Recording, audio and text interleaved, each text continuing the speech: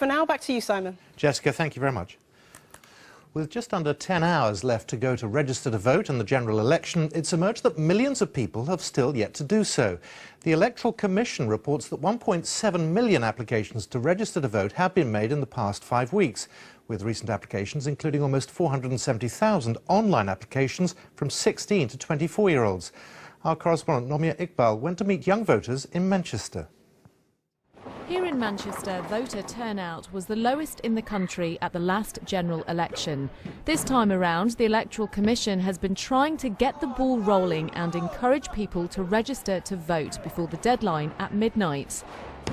More than 45 million people are eligible to vote in the UK. Last year, it's estimated there were 7.5 million people who hadn't registered to vote. No one knows how many are still unregistered, but in the last 5 weeks, more than 1.7 million people applied to register, meaning there are still potentially millions left without a voice. We do see more people from a black and minority ethnic groups are not registered to vote, but we also see other groups like students, people who rent their homes, people who've moved home are also not registered to vote as much as they should be. There's just under 3 weeks before voting day. So, how engaged are young people? When you vote for a particular party or a particular MP, you're almost saying that you're agreeing to everything they stand for.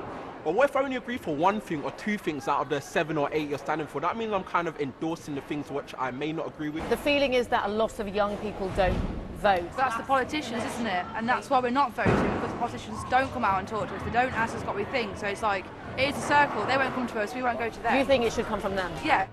On May the 7th, they and millions of others will decide whether to get into a booth and make their collective voice be heard. But to do that, they have to be registered. Nomia Iqbal, BBC News, Manchester.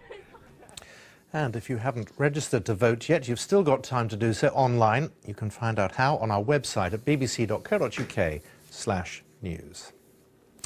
Time now for a look at the weather and Nina